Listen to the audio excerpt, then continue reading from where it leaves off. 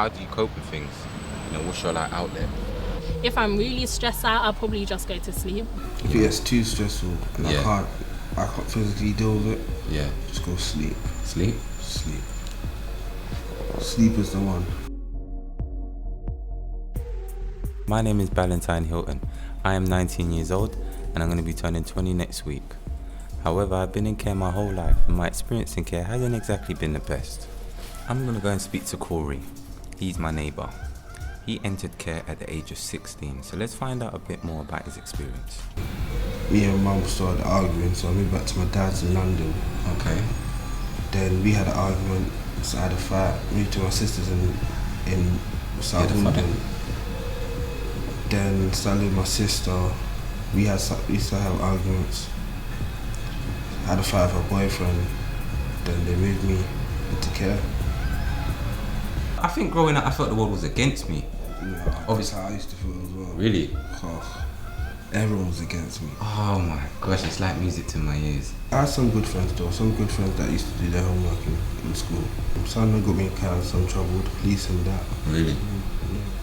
My experience was slightly bad, but what was your experience like? At first it was good. Then obviously I got a new social worker. Didn't really come to see me that much. But now I'm starting to look like my life's going up now.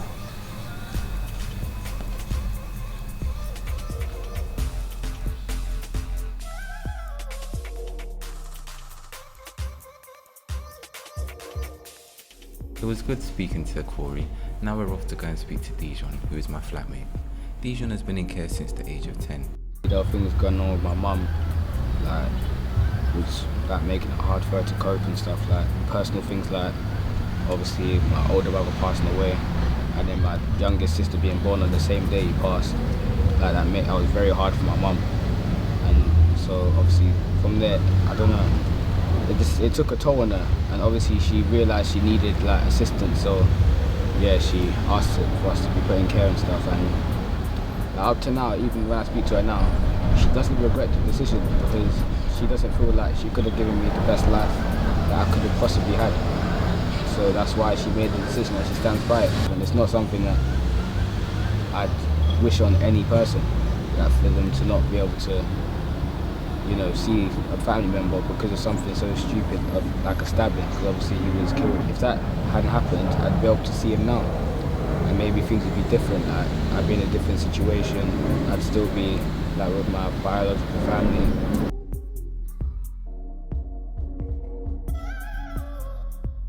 In terms of like schooling, you know, how did you find it settling to schools, you know, being in the position that you're in?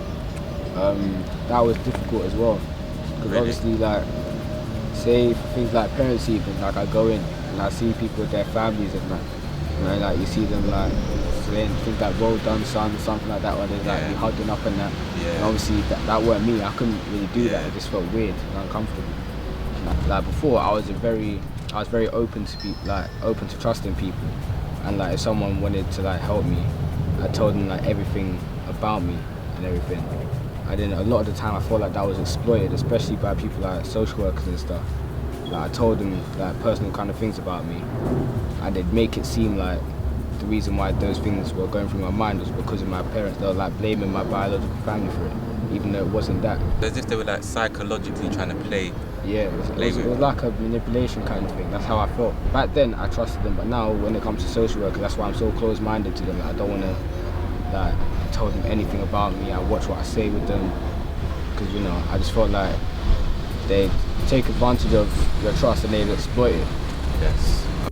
After speaking to Dijon, it's clear to see there needs to be much more support. Now we're off to go and see my sister. She was put into care at the age of 3 months, and we grew up in 2 different households.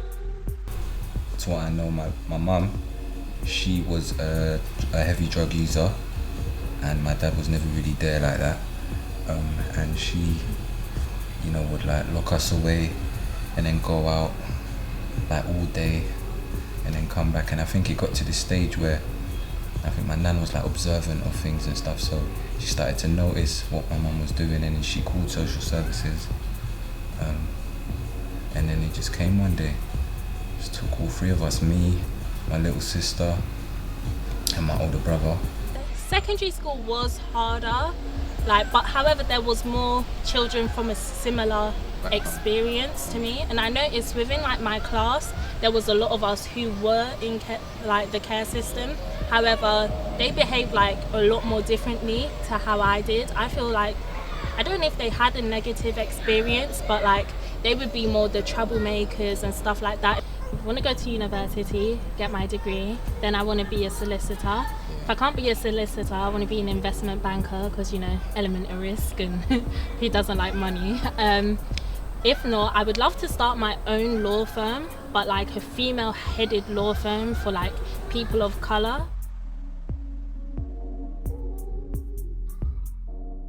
One of the first stories I always tell people, the first time I called her mum, because like I said, I knew from when I was really, really young that I was not adopted, fostered. I don't think I could feel any more loved.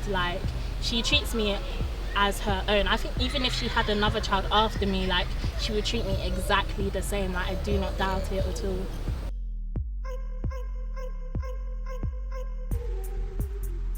I don't see myself having children, and I don't know if that's because of being in the care system or anything like that, but I feel it does have some part to play, that I'm fearful that I'll end up like my mum and won't be able to look after my child. Yeah. I feel that's a really big fear for me. I know I can say no, that will never be me, but it's it's just having that fear in the back that of your fear brain, oh, she couldn't do it, I can't do it.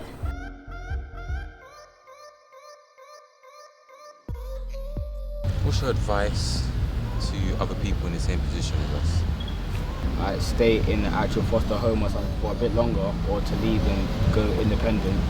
I'd say stay for a bit longer in care, only because it's not an easy step going from being in care to being by yourself. To write down everything that you've been told that you will get, and plus whatever you want, your social worker is meant to get it for you. So just make sure that you're onto your social worker no matter what. Just a mentoring scheme, or group workshops where you can meet other people who have been in a similar situation and talk about it, to just show oh yeah, you have these feelings that sometimes you're alone, but you're not actually alone. There's loads of people everywhere who have been in the same situation, and I think that would really help people. I wanted to do this project because I really wanted to give people an insight as to what it is like to be a care leaver or to be in care. Simply because I would like there to be a change within the system. I feel the system is set up to fail a lot of people, and this is a sector where they should solidly focus on. I believe as care leavers we should all get the same equal support so we can prosper in life.